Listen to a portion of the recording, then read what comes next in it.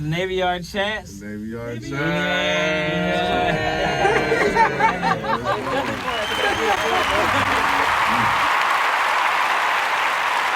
All right, well, welcome back, everyone. It's a great day to have a great day. When we come up with this concept of Wakanda, right, becomes a thing in our minds. Yeah. I said the closest thing I've ever seen to the Council of Wakanda is Prince George's County. Like, as far as like a seat of power of wealthy black people who can do things, I was like, yeah, Wakanda, that's PG County, right? But then go 45 minutes up the street to Baltimore, like West Baltimore. It's so destitute. I think it's crazy to me that the Council of Wakanda is 45 minutes from West Baltimore. And there is nobody in Wakanda that is redeveloping West Baltimore. Why is it that they're not pooling capital resources, knowledge, but they got contractors, they got all the ability to totally redo. If we were together as a people, as black people, if they just said, listen, we see black people suffering, literally you can go to the Marlboro Ridge, they have equestrian centers, horses, and all this kind of stuff right there in Upper Marlboro. Why are they not coming together to redevelop West Baltimore and help not just bricks and mortar development, but human development? 45 minutes away from each other. That's why it's To me, that's crazy. That's crazy that we have not connected those dots. And why is that, other than the fact that we have classism? Yes, I totally agree with you. And that's why I said earlier about these other races or cultures being able to come together and us not. I grew up in Lawrence, Queens, and no lie, I tell people this all the time.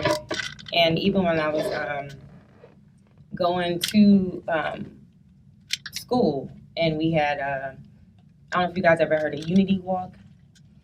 No. So what they do is that everybody stands in a line, and they will ask you like 50 questions.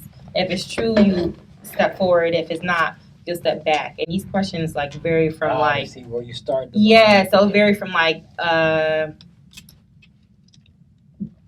does your parent have a college degree to, was there nights where you didn't have food?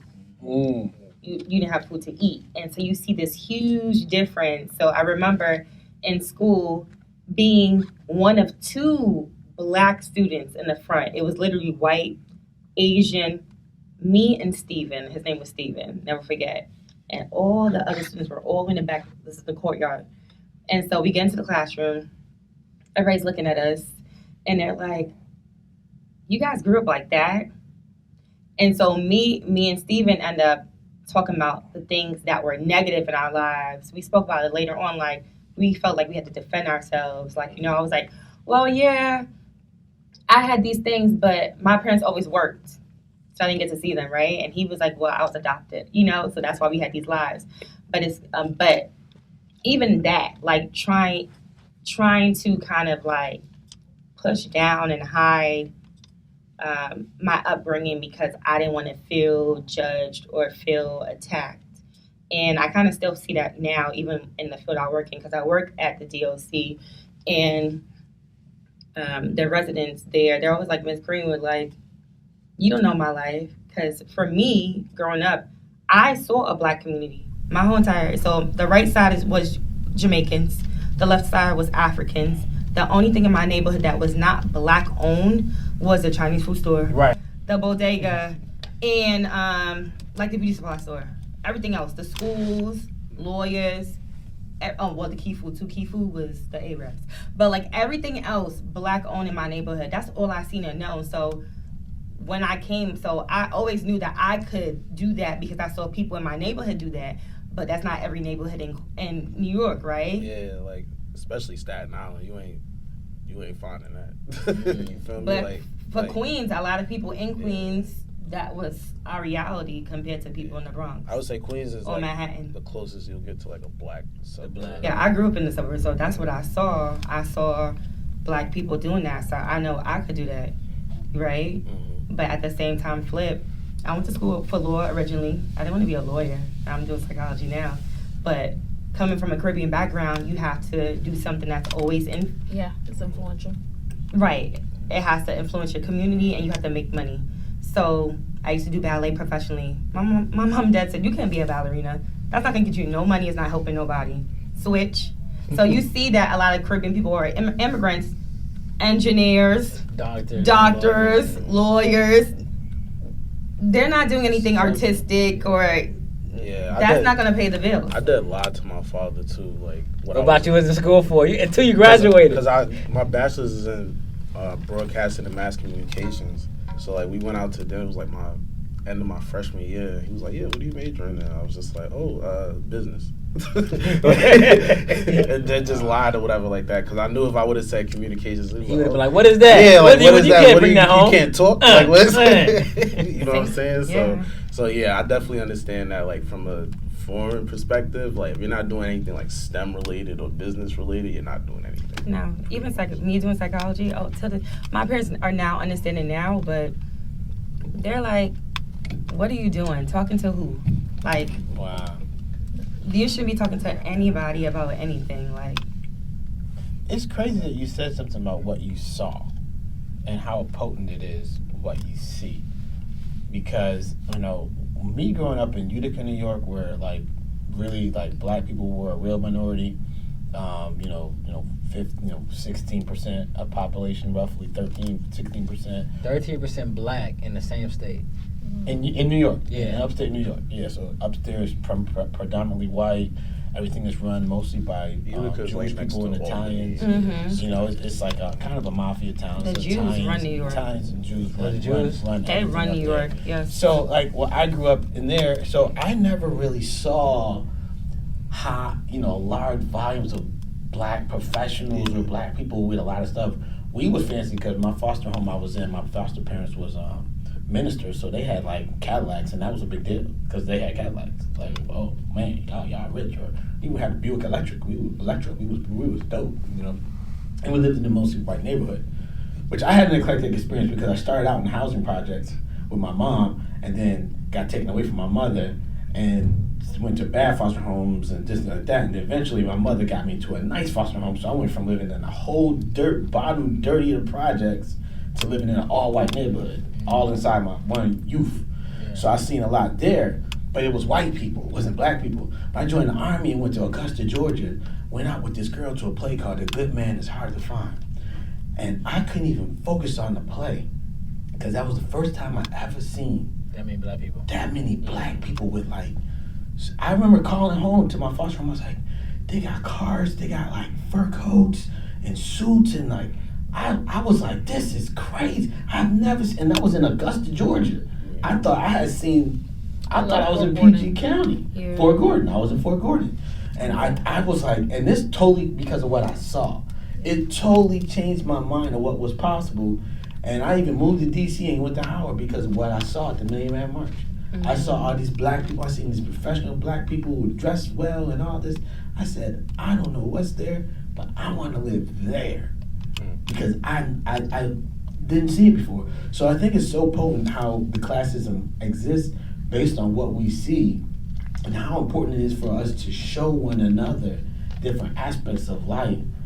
And that's how we win. I remember when, last thing I'll say, I was in Mr. Howard, and we had, it was homecoming, and we were in a convertible, and we did a parade from Howard University.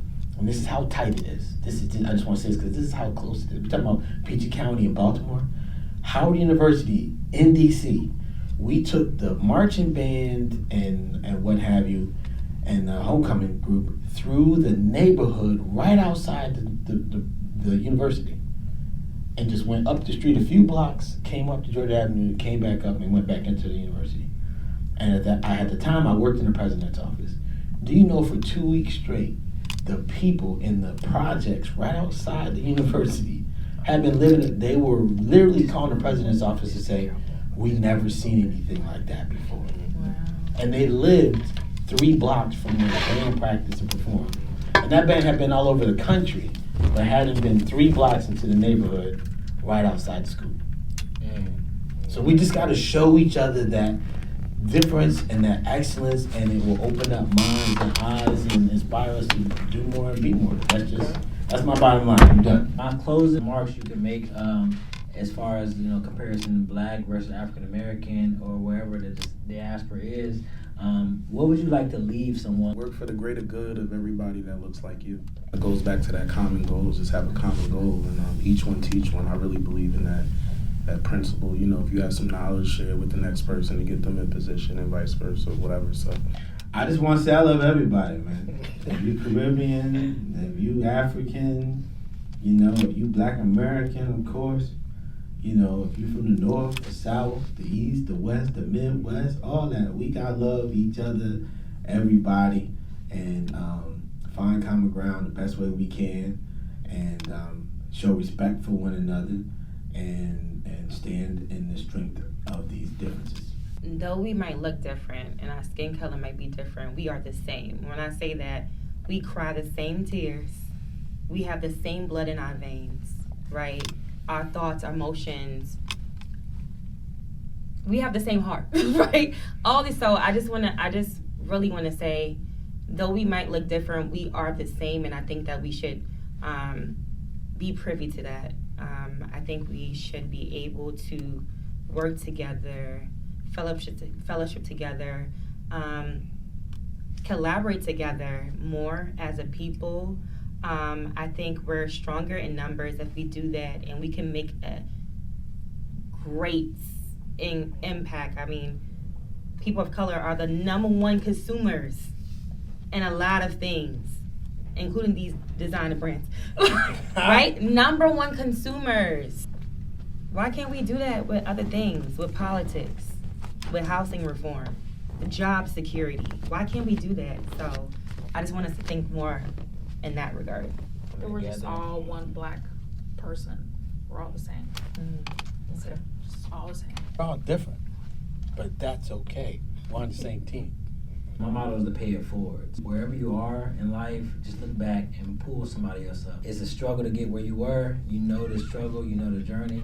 Help someone else so that we can increase that ladder, increase that depth, and reach the higher marks. Unity, if we can unite everyone together, don't focus so much on our differences and where we come from or how we look or our background and environment that we were brought up in, but focus on our similarities more and build upon those connectivity, and we can actually unite and grow and change the world and impact the world. So I just want to leave with that. Wakanda forever. It's a great day to have a great day. Cheers. Cheers.